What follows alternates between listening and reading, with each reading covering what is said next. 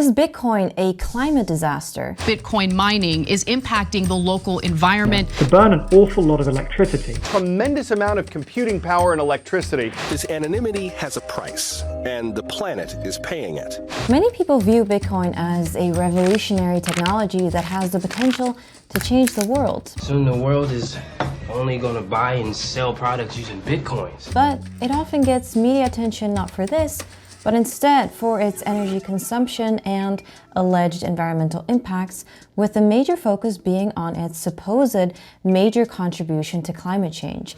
So let's examine some of the common accusations to see if they hold up. But before we discuss the environmental impact of Bitcoin mining, it's important to understand the value Bitcoin provides.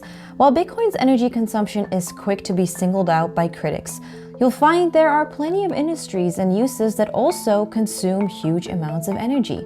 Take the internet or refrigeration, for instance, which obviously provide tremendous value to humanity and, as a result, don't get the same negative attention. This reveals that underlying criticism of Bitcoin's energy consumption is the belief that Bitcoin provides no or insufficient value to justify its energy use. There's no relation between value and usefulness. Or is merely a speculative asset for the financially privileged. The cryptocurrency industry represents the largest Ponzi scheme in history. These assumptions are far from the truth. Bitcoin is a decentralized digital currency that allows for fast, secure, and borderless transactions.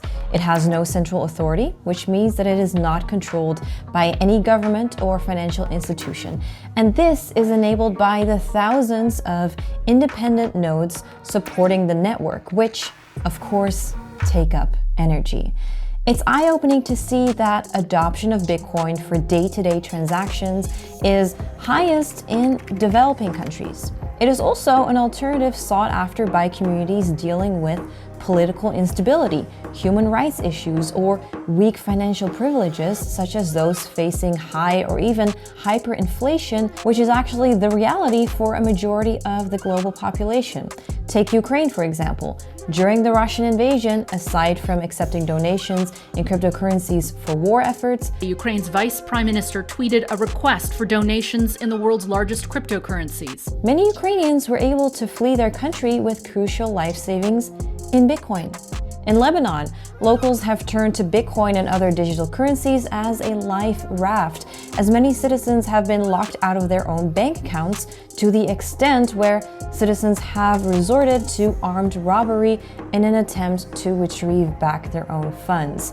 Meanwhile, activists and protesters of various causes across the world, from Hong Kong, Thailand, Nigeria, Belarus, various Latin American countries, and more, have used Bitcoin and cryptocurrencies to bypass censorship and oppression. Now that we've gone over how Bitcoin provides value, let's get down to the numbers. So how much electricity does Bitcoin consume?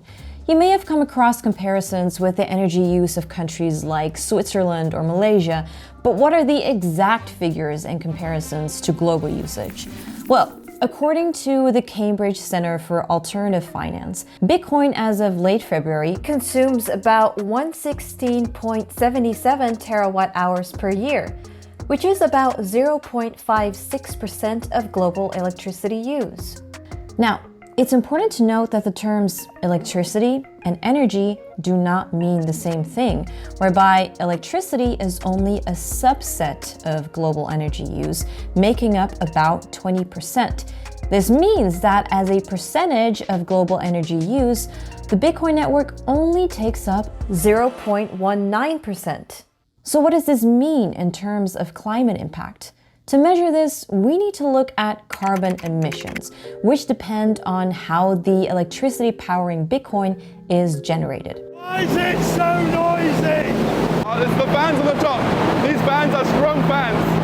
Are they from fossil fuels or renewable and low carbon sources? Well, Cambridge estimates 38% of the network to be powered by low carbon sources such as renewables and nuclear energy, which results in 63 megatons of carbon emissions annually at time of shooting. This is 0.13% of global emissions. Do take note that Cambridge's data on energy sources relies on national or state averages, which do not take into account Bitcoin miners mining off-grid, Bitcoin mining farms co-located with renewable power plants, or even mining with carbon-negative energy sources such as waste methane, which could mean that the share of climate-friendly mining is actually higher. Another common misconception floating around are the per-transaction metrics, comparing each Bitcoin transaction to the emissions of hundreds of thousands of Visa transactions or the energy use of households in the US.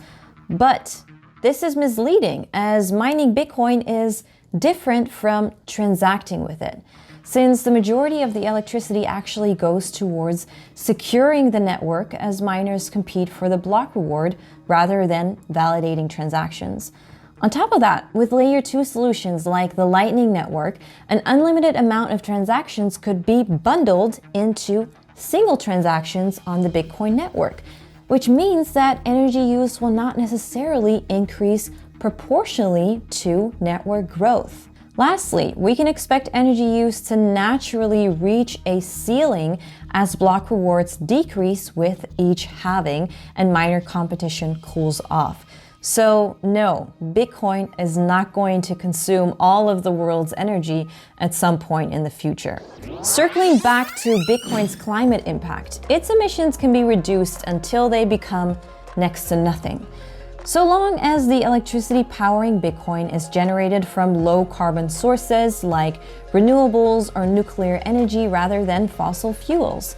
However, beyond minimizing negative impacts, we are starting to see that Bitcoin mining could even have the potential to be a net positive for the climate, as it could spur the adoption of renewables by providing financial subsidies to renewable energy providers to continue operating or expanding.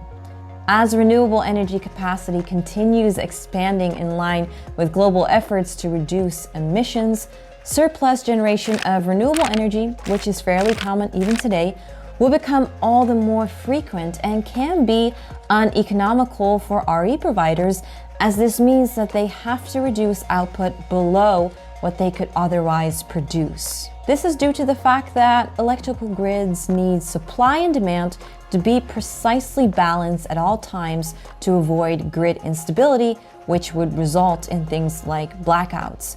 Bitcoin miners are well positioned here to soak up this cheap excess energy and ensure that there is a buyer for the electricity that RE operators can produce. Now, perhaps more excitingly, there are also more and more miners who mine with waste methane, which is a less abundant greenhouse gas, but one that is 20 to 80 times more potent at trapping heat than CO2 in the near term. Mining using waste methane from oil wells, landfills, or the agriculture sector can therefore result in a slowing of global warming as methane is removed from the atmosphere, which helps us buy time in fighting and adapting to climate change. We've just only scratched the surface here on how the Bitcoin network could provide net benefits to the climate. Regardless, Bitcoin is by no means a silver bullet for climate issues, but clearly it is not the climate and environmental menace it is painted out to be. So, what are your thoughts on Bitcoin being a climate disaster? What changes do you think should be adopted by Bitcoin miners, if any? Well, if you're interested in learning more about Bitcoin's road to success, then be sure to watch our video right here on how it all started.